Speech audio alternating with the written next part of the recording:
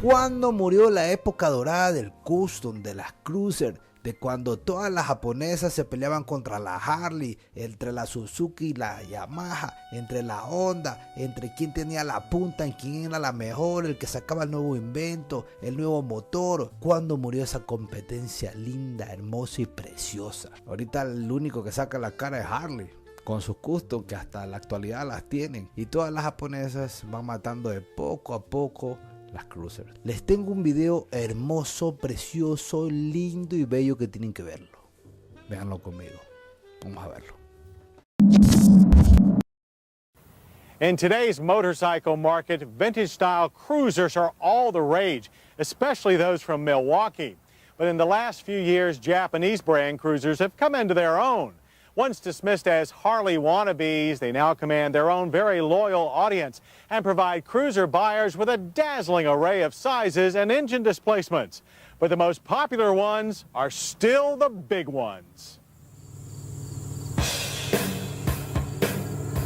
Case in point, the Honda Valkyrie and Kawasaki Vulcan Classic. Two perfect examples of the more is more approach that dominates America's favorite motorcycle class. But it's the American-made Valkyrie that wins our Nothing Succeeds Like Excess award. Honda's new Super Cruiser is over 8 feet long with a 66.5-inch wheelbase and with a full fuel tank easily tops 700 pounds. But the biggest numbers are in the engine, which abandons twin-cylinder tradition in favor of a gigantic 1520cc single overhead cam flat 6 lifted from Honda's Super Tourer, the Goldwing. Unlike the twin-carb wing, however, the Valkyrie inhales through 6 28mm carburetors and exhales through a sweet-sounding 6-into-6 exhaust system.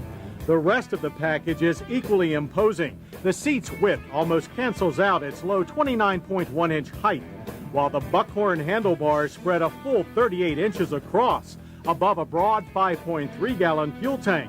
This is a big bike, too big for many average-sized riders, but one that's surprisingly quick thanks to massive torque and a slick 5-speed gearbox. There's so much torque, in fact, that highway passing is absolutely effortless. And even the sort of tomfoolery normally reserved for sport bikers is possible on this Cadillac-sized cruiser. The Valkyrie is also blessed with exceptional high-speed handling.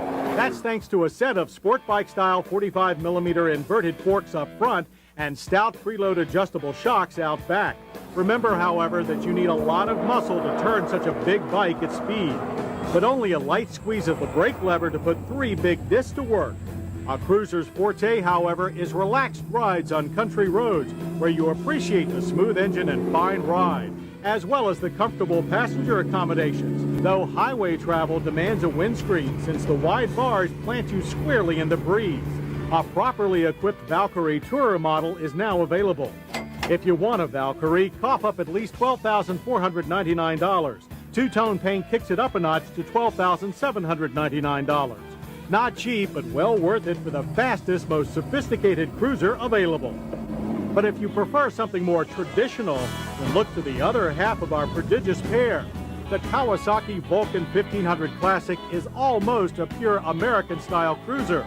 It certainly looks the part with fat tires on 16-inch spoked wheels, wide sweeping fenders, a super low 27.6-inch seat height, floorboards instead of foot pegs, and a classic style 4.2-gallon fuel tank with a huge center-mounted speedometer. And in true cruiser style, the look is dominated by a big V-twin engine. This single carburetor 8-valve monster with dual-plug single overhead cam heads displaces 1,470 cc's, making it the biggest V-twin available. And while bike makers rarely divulge horsepower figures, Kawasaki claims a torque figure of 83 pound-feet. Unlike America's most famous twin, however, the Vulcan's engine is liquid-cooled and delivers power through a super clean shaft drive system. Ignition is positive, the engine producing that distinctive lumpy V-twin sound and just the right amount of vibration. Once rolling, it provides brisk straight-line acceleration. The 4-speed gearbox is traditionally notchy, but manageable thanks to the old-fashioned heel-toe shifter. But when the tarmac turns, the Vulcan displays a nimbleness at odds with its 644-pound dry weight. And superb stability, mostly due to a 65.4-inch wheelbase. Ride is also quite comfortable thanks to shrouded 41mm forks up front and twin preload adjustable shocks in the rear, while stopping is easily accomplished with big disc brakes at both ends. The Vulcan Classic is at its best on a flowing back road. Park it in top gear and ride the torque, submerging your senses in that V-twin thunder. If you do hit the highway, bolt on a windscreen. As with the Honda, the upright riding position puts you right in the wind blast.